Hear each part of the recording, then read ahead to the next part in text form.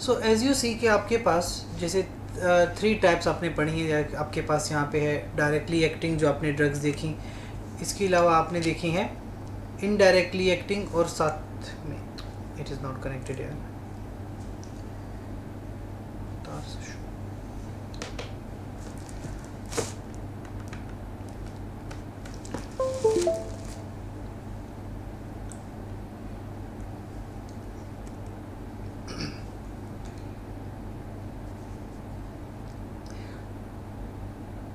सो जैसे आपने देखा कि आपके पास अब जो ड्रग्स थी डायरेक्ट एक्टिंग, इनडायरेक्ट एक्टिंग और इनडायरेक्ट में फिर इरिवर्सिबल और रिवर्सिबल, तो आपके पास बेसिकली 3 तरह की ड्रग्स थी। तो हम इन तीनों को अलग अलग पढ़ते हैं।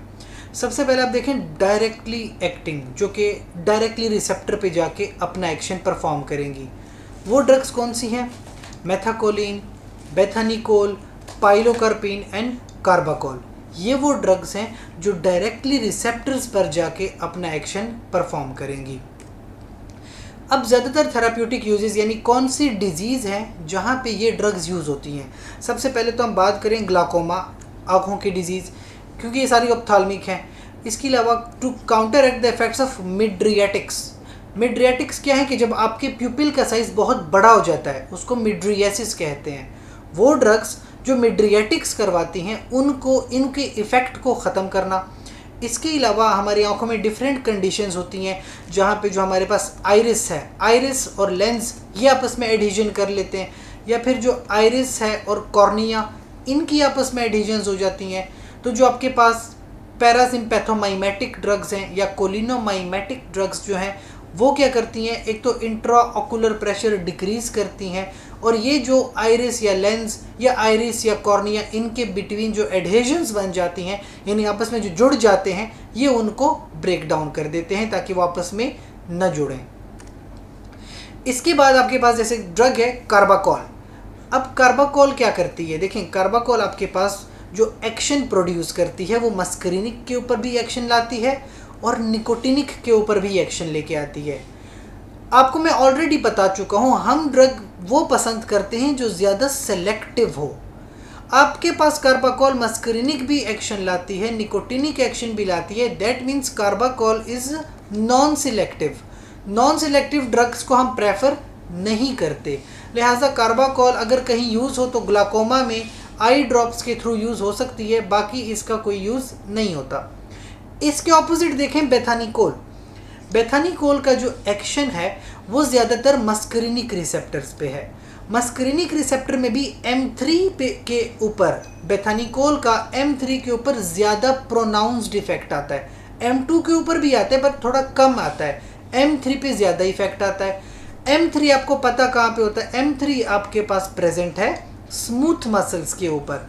स्मूथ मसल्स कहाँ हैं? स्मूथ मसल्स आपके पास GIT में है, स्मूथ मसल्स आपके पास यूरिनरी ब्लेडर के अंदर प्रेजेंट है, स्मूथ मसल इवन आपके ब्रोंकाई में प्रेजेंट है, यूट्रस में प्रेजेंट है।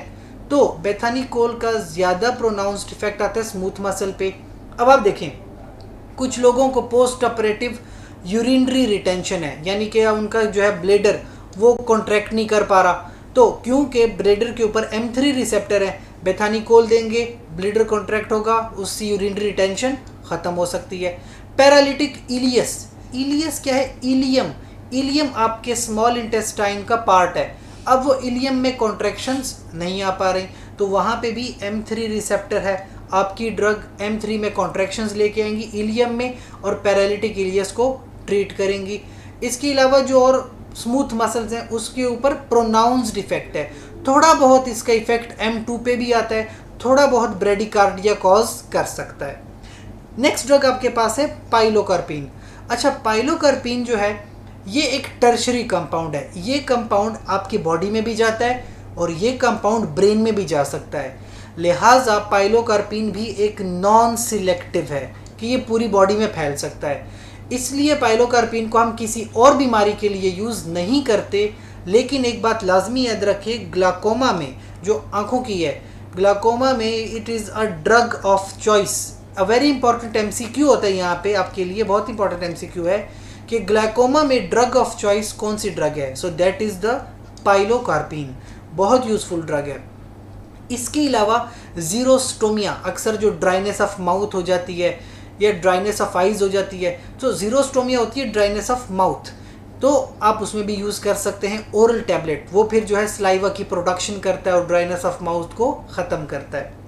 अगली ड्रग है नियोस्टिगमीन और फाइजोस्टिगमीन। आप जानते हैं नियोस्टिगमीन एंड फाइजोस्टिगमीन ये दोनों इनडायरेक्ट एक्टिंग ड्रग्स हैं। तो ये क्या करती हैं, एक तो नियोस्टिगमीन यूज़ होती है माइस्थीनिया ग्रेविस में।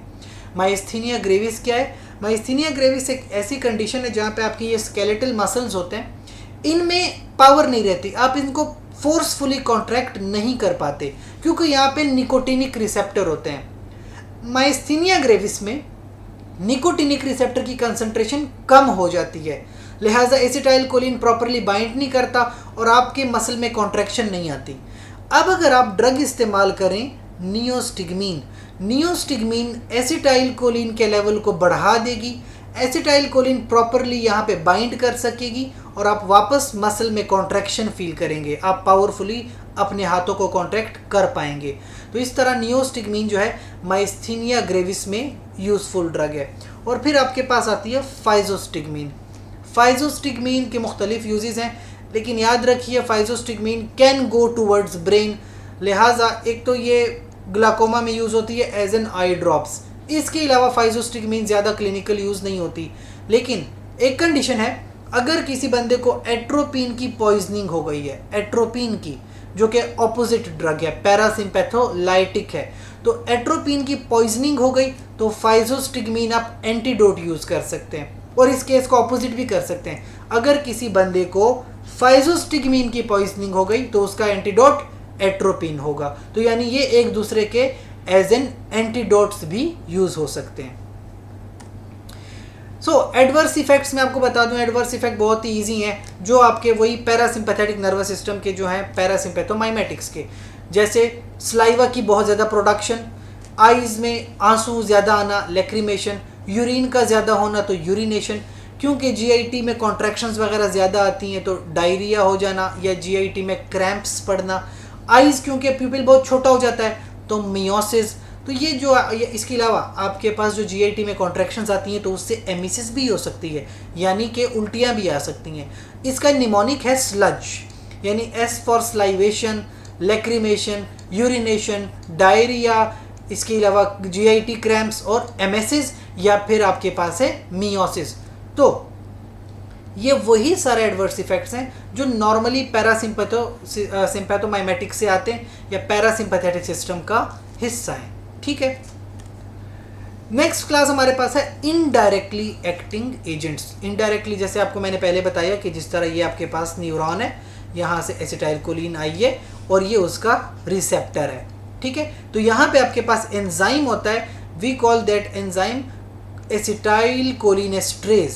ठीक है, तो अगर आप एसिटाइल कोलिनेस्ट्रेज को ब्लॉक कर देते हैं तो एसिटाइल कोलिन के लेवल इंक्रीज हो जाते हैं, लिहाजा ये आपके पास इनडायरेक्टली एक्टिंग ड्रग्स हैं। अब ये भी दो तरह की थी, रिवर्सिबल एंड इरिवर्सिबल। रिवर्सिबल वो हैं जो अपने रिसेप्टर पे थोड़ी देर के लिए बाइंड करें और फिर वहाँ से रिमूव हो जाएं। इरिवर्सिबल वो हैं जो अपने रिसेप्टर पे बाइंड करें लेकिन परमानेंटली बाइंड हो जाएं और फिर वो उससे न हट सकें। तो रिवर्सिबल में हमने बात की फाइजोस्टिगमीन, नियोस्टिगमीन, पायरिडोस्टिगमीन, एड्रोफोनियम एंड गैलेंटामीन। इरिवर्सिबल में आपके पास है echothiophate which is also called organophosphates, ये बहुत इंपॉर्टेंट है। इस लेवल पे मैं आपको एक बात बताऊं, यहाँ पे एक ड्रग लिखी हुई है एड्रोफोनियम। अभी थोड़ी देर पहले मैंने आपको बात की थी माइस्थीनिया ग्रेविस की। माइस्थीनिया ग्रेविस की मैनेजमेंट या ट्रीटमेंट में हमने नियोस्टिगमीन यूज़ की थी। तो जब बात आए मैनेजमेंट की कि माइस्थीनिया ग्रेविस को मैनेज कैसे करते हैं, यू कॉल फॉर नियोस्टिगमीन। लेकिन अक्सर एग्जाम में पूछा जाता है डायग्नोसिस, कि आप माइस्थीनिया ग्रेविस को डायग्नोस कैसे करते हो। तो डायग्नोसिस के लिए ड्रग है एड्रोफोनियम। इस पॉइंट को याद रखिए, एड्रोफोनियम माइस्थीनिया ग्रेविस को डायग्नोस करने में यूज़ होती है, जबकि नियोस्टिगमीन माइस्थीनिया ग्रेविस की मैनेजमेंट में यूज़ होती है। इन दोनों के बीच में ये फ़र्क है। एंड फिर we have irreversible that is echothiophate. Mechanism मैं आपको समझा चुका हूँ, एसिटाइल कोलिन है, इसके ऊपर एक इंजाइम जो है वर्क करता है, इसको हाइड्रोलाइज कर देता है, एसिटाइल को अलग, कोलिन को या एसीटेट को अलग कर देता है। ठीक है, अब आपकी ड्रग है जैसे फाइजोस्टिगमीन या नियोस्टिगमीन, ये क्या करती है, इस एंजाइम को ब्लॉक कर देती है, लिहाजा एसिटाइल कोलिन के जो लेवल्स हैं वो बढ़ जाते हैं। So that is the mechanism of anticholinesterases which are indirect. Now coming towards the irreversible, जिसकी हमने बात की, जो इकोथायोफेट है, ये सबसे पहले तो ड्रग के तौर पे कभी नहीं यूज़ होता, बल्कि ये एज इंसेक्टिसाइड या पेस्टिसाइड यूज़ होता है। जैसे कीड़े वगैरह को मारने के लिए, फसलों पे जो कीड़े लग जाते हैं उनको मारने के लिए इंसानों में यूज़ करेंगे या जानवरों में यूज़ करेंगे तो वो मर सकते हैं। सो ऑर्गेनोफॉस्फेट्स या ऑर्गेनोफॉस्फोरस कंपाउंड्स होते हैं। ठीक है, ये क्या करते हैं, they are very powerful irreversible inhibitors of acetyl cholinesterase, यानी एसिटाइल कोलिन को इरिवर्सिबली इनहिबिट करते हैं। इरिवर्सिबली कैसे, by covalent bonding, covalent bond बनाते हैं और इस तरह से एंजाइम परमानेंट ब्लॉक हो जाता है। याद रखिए जो रिवर्सिबल है वहाँ पे हाइड्रोजन बॉन्ड बनता है, ये क्योंकि कोवेलेंट बॉन्ड बनता है इस वजह से ये इरिवर्सिबल है। तो ये भी आपको एमसीक्यू आना चाहिए कि इरिवर्सिबल क्यों है, because there is a covalent bond formation. अच्छा, इसके अलावा ये जो ऑर्गेनोफॉस्फेट कंपाउंड्स होते हैं they are highly lipid soluble except echothiophate, lipid soluble नहीं है तो वो ब्रेन की तरफ नहीं जाता। इसके अलावा मैं आपको बता दूं कि इवन इंटैक्ट स्किन के ऊपर भी अगर ये ऑर्गेनोफॉस्फेट लगते हैं, यानी आपके ऊपर स्किन के ऊपर भी अगर ये कंपाउंड्स लग जाएं तो ये एब्जॉर्ब हो सकते हैं और ये आप में टॉक्सिसिटी फैला सकते हैं। एक तरीका तो ये है। दूसरा तरीका टॉक्सिसिटी का कि अक्सर आप लोग ये फसलों पे इंसेक्टिसाइड और पेस्टिसाइड की स्प्रे कर देते हो, वही फसलें फिर जानवर भी खाते हैं, वही फसलें आपकी खुराक का हिस्सा भी बनते हैं। उन फसलों पे जब आपने ये इंसेक्टिसाइड्स और पेस्टिसाइड्स की स्प्रे की होगी तो वो आपको ओरल रूट के ज़रिए टॉक्सिसिटी आप में पैदा कर सकती है। तो अगर टॉक्सिसिटी पैदा हो गई, we call it organophosphate poisoning. तो आप इसको मैनेज कैसे करोगे, सबसे पहले तो आपको साइन एंड सिम्टम पता होने चाहिए, वही जो आपने पढ़े स्लज के, बहुत ज़्यादा स्लाइवा प्रोड्यूस होगा, आंखों से बहुत ज़्यादा पानी आएगा, इंक्रीज्ड यूरिनेशन होगी, जीआईटी पे क्रैम्प्स पड़ेंगे, उल्टियाँ भी साथ साथ आ रही होंगी, डायरिया भी साथ साथ आ रहा होगा। सो एक तो वो सारे के सारे इफ़ेक्ट्स हैं, यानी कि आपका हाइपर एक्टिविटी होगी, आपका कोलिनर्जिक सिस्टम हाइपर एक्टिव होगा। इसके साथ साथ अगर आप बात करें हार्ट की तो हाइपोटेंशन, ब्रेडिकार्डिया, ब्रोंकोस्पाज्म, आपकी जो रेस्पिरेटरी ट्रैक्ट है बिल्कुल स्पास्टिक हो जाएगी, इवन रेस्पिरेटरी पैरालिसिस भी हो सकता है, ब्रेन में कन्वर्जन्स एंड कोमा तक भी बंदा जा सकता है। तो ये सारे साइन एंड सिम्टम्स हैं, वो फिर आप हिस्ट्री से भी पता लगा लेते हो कि अचानक से एक बंदे को क्या हो गया है। ट्रीटमेंट कैसे करते हैं, सबसे पहले तो अगर स्किन के थ्रू कांटेक्ट है तो आप विद साबुन और पानी से आप अच्छे से अपने पेशेंट को कहें कि वो नहाए, ताकि अगर उसकी स्किन पे कहीं ना कहीं ऑर्गेनोफॉस्फेट्स अटैच हैं तो वहाँ से वो रिमूव हो जाएं। अगर तो ओरल रूट है, ओरल रूट में फिर आप क्या करते हैं, गैस्ट्रिक लेवाज के थ्रू आप जीआईटी को कम्प्लीटली क्लीन आउट कर लेते हैं। इसके अलावा क्योंकि रेस्पिरेटरी पैरालिसिस के चांसेस होते हैं तो जो आपके पास एयरवे है उसकी पेटेंसी को रखते हैं मेंटेन, यानी कि पेटेंसी रहे, उसमें एयर आराम से पास हो जाए। और ब्रेडिकार्डिया और हाइपोटेंशन को ट्रीट करते हैं by atropine. Atropine is a life saving drug. IV injection लगाते हैं 2 मिलीग्राम का एवरी 10 मिनट्स, प्यूपिल्स को डायलेट रखते हैं, और अगर ड्राइनेस ऑफ माउथ वगैरह है तो उसमें ऑलरेडी कोई ना कोई ड्रग ऑफ चॉइस है।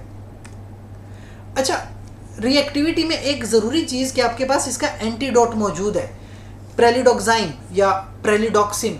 ये एक ऐसी ड्रग है जो इस एसिटाइल कोलिनेस्ट्रेज को वापस एक्टिवेट करवा सकती है, लेकिन इसमें एक छोटी सी शर्त है, वो ये है कि approximately I can say 30 minutes अगर किसी बंदे को एसिटाइल कोलिनेस्ट्रेज इरिवर्सिबली ब्लॉक हो गया है बाय पॉइजनिंग, तो 30 मिनट के अंदर अंदर अगर आप उसको प्रेलिडोक्साइन दे दें तो वो आपको एंजाइम रीएक्टिवेट करके दे सकता है। इसकी वजह क्या है, देखें ये आपके पास एंजाइम है, ठीक है, एंजाइम 30 मिनट्स के बाद एक छोटा सा मॉलिक्यूल रिलीज करता है, that is called as ethyl. ठीक है, अगर तो एंजाइम से ये इथाइल रिलीज हो गया we call that stage aging. यानी अगर एंजाइम की एजिंग हो गई, फिर इस एंजाइम को आप वापस रिवर्स नहीं कर सकते। लेकिन अगर एजिंग नहीं हुई, यानी 30 मिनट से पहले पहले आपने पेशेंट को प्रेलिडोग्जाइम दे दी, एजिंग नहीं हुई अब तक, लिहाजा तब उस केस में आप एंजाइम को वापस रीएक्टिवेट कर सकते हैं, यानी फिर आपके पास प्रेलिडोग्जाइम काम कर सकती है। सो प्रेलिडोग्जाइम इज एन एंटीडोट। ये भी ऑर्गेनोफॉस्फेट के केस में एक इंपॉर्टेंट एमसीक्यू बनता है कि ऑर्गेनोफॉस्फेट पॉइजनिंग में कौन सा एंटीडोट है। So the answer is pralidoxime. अच्छा, कुछ एडवर्स इफेक्ट ऑब्वियसली इसके भी वही होंगे, डायरिया, यूरिनेशन, ब्रोंकोकंस्ट्रिक्शन या ब्रोंकोस्पाज्म, लैक्रीमेशन, आंखों से बहुत ज़्यादा पानी आना, स्लाइवेशन यानी कि बहुत ज़्यादा स्लाइवा प्रोड्यूस होना, स्वेटिंग होना, ब्रेडिकार्डिया होना, fasciculation of the skeletal muscle. आपको पता है स्केलेटल मसल के ऊपर निकोटिनिक रिसेप्टर्स होते हैं और वहाँ पे एसिटाइल कोलिन आती है। एसिटाइल कोलिन बढ़ेगा तो स्केलेटल मसल खुद से थोड़ा बहुत जो है वो स्ट्रेचिंग आती है, फेसिकुलेशन या थोड़े बहुत ट्रेमर सा आ जाता है। सो फेसिकुलेशन कहते हैं इन्हें। ठीक, ट्रीटमेंट आपने देखा कि एक तो एंटीकोलिनर्जिक जिसमें आपके पास एट्रोपिन आती है, एट्रोपिन, इसके अलावा आपने पढ़ी प्रेलिडोग्जाइम, और प्रेलिडोग्जाइम के साथ साथ आपके पास इवन जो बेंजोडाइजेपिन्स हैं वो भी यूज़ होते हैं। सो यहाँ तक आपने एक ब्रीफ अकाउंट पढ़ा है कि वो ड्रग्स जो आपके पास थी कोलिनोमाइमेटिक्स, ठीक है, आपने पढ़ी कोलिनोमाइमेटिक्स 3 तरीके से काम करती हैं, और जो ये we also call them parasympathomimetics या कोलिनर्जिक एगोनिस्टिक ड्रग्स। तो ये मुख्तलिफ तरह के इनके नाम आते हैं। सो यहाँ तक हमने पढ़ ली है कोलिनोमाइमेटिक्स। नेक्स्ट लेक्चर में हम बात करेंगे एंटी कोलिनर्जिक ड्रग्स की।